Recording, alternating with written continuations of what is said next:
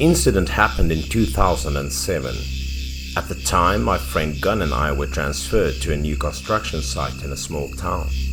The two of us shared a dorm with a local named Key. In the evening, Gunn told a story about the woman.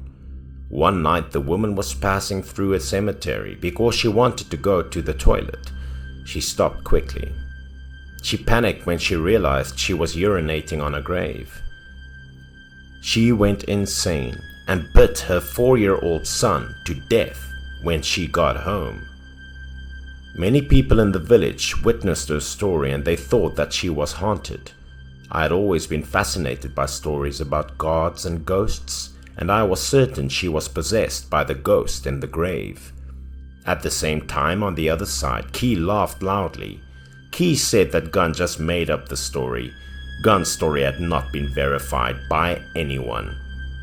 I also had a question. Gunn only heard from other people, so had he ever witnessed the story with his own eyes? Gunn heard Key saying what he said was made up to scare people. Gunn was a bit unwilling.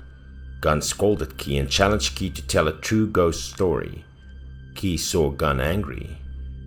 Key was a little funny, so he asked Gunn if Gunn wanted to hear a true story. I paid attention to Key's voice. He appeared to be aware of something, so he stood up and told us. Key said that there were demons right here in the town. He stopped and said with a serious expression that someone raised ghosts in the town. I had never heard of it before. Gunn didn't believe Key's story and thought that Key was bragging. Key was excited after hearing Gunn say he was bragging. He said there was a pond west of the dam where there was a very strange guy with a ghost on his body. When Key finished talking, looking at our unbelievable expressions, he said he would take us to see the strange man at midnight. With the expectation of mysteries, we all eagerly waited until midnight to find out the truth of Key's story. At precisely 12 o'clock at night, the three of us went into the direction that Key had indicated to see if the man raising the ghost was real or not. The midnight weather was quite cold. "Hey, it hasn't come yet. Why is it taking so long? Are you on the wrong path?" asked Gunn impatiently. Key was a local and he knew the terrain well, so we didn't ask much. "Don't worry, we're almost there. In front of us," Key reassured. We took 2 turns in a narrow alley. The surrounding space was extremely quiet. The area had a lot of abandoned houses and they were waiting to be demolished. Key stopped and said, "You see, the guy is living in the dilapidated house over there." Key, seeing Gunn's bewildered expression, asked him if he was afraid, and if he was, it wasn't too late to return. Gunn tried to be brave. He continued to ask Key to lead the way, so we continued to approach the old house. When we reached the wall of the old house, Key stopped and told Gunn and I to stay behind him, signaling us to be quiet. The 3 of us leaned softly against the wall below the window. We couldn't hear anything inside. Key grabbed both hands on the window sill and stretched his head inside to look. Gunn and myself were also curious. We followed Key to the window to look inside. The light in the room was dim. There was no furniture in the house. There was only a musty smell. The smell mixed with a stench. There was a person in the room. He was sitting with his back towards us. The man just sat motionless and bowed his head. After bowing and sitting motionless for 7 or 8 minutes, all of a sudden the man started shaking his shoulders and he sobbed softly. The 3 of us were unsurprised. We only heard the man mumbling something very low. I thought the man might be mentally ill, so he sat around talking nonsense in the middle of the night. I was confused and turned to ask Key who was he talking to. Today was also the first time Key saw him. The guy lived alone.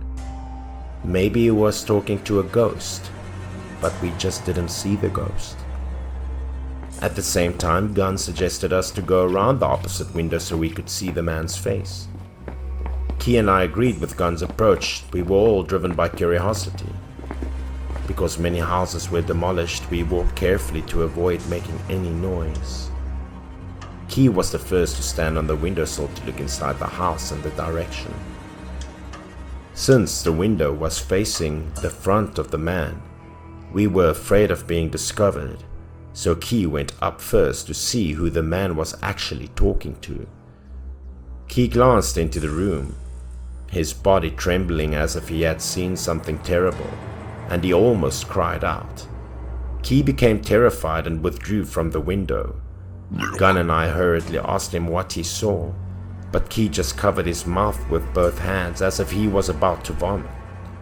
Key turned to cover his mouth and ran away. He started vomiting. When we saw Key running away, Gunn and I became even more curious. We couldn't contain our curiosity. Myself and Gunn climbed up the window. Then we saw a scene that we couldn't forget ever in our lifetimes. The man's shirt was opened. The sound of bones cracking could be heard. The man looked thin. He was holding chicken legs in his hand. And there was a face on his stomach. And the face was eating the chicken leg in his hand with its mouth. The face was making a rustling sound. We saw a few bloody animal carcasses still scattered on the ground. All of a sudden, the face on the man's stomach stopped chewing. His face looked at me and Gunn with blood-red eyes. He spotted us. We screamed and fell from the window. The horrible image made us dizzy. As we sat on the ground, we forgot the way back. "Catch them and don't let them run," a voice cried from within. The voice didn't belong to the man, so it could only have been from the face. I had never seen and thought that there would be such a strange thing in the world. Key was vomiting next to us. He immediately dragged me and Gunn away, and we ran back to the dorm without daring to look back. The next day, we told colleagues in the technical team about the story last night.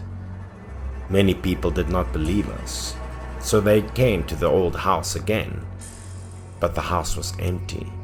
They only saw the corpses of many animals. There were some local people talking about the incident. They said the man had a strange lump on his stomach. Some others said he was possessed by demons. And at last, I still didn't know what he was.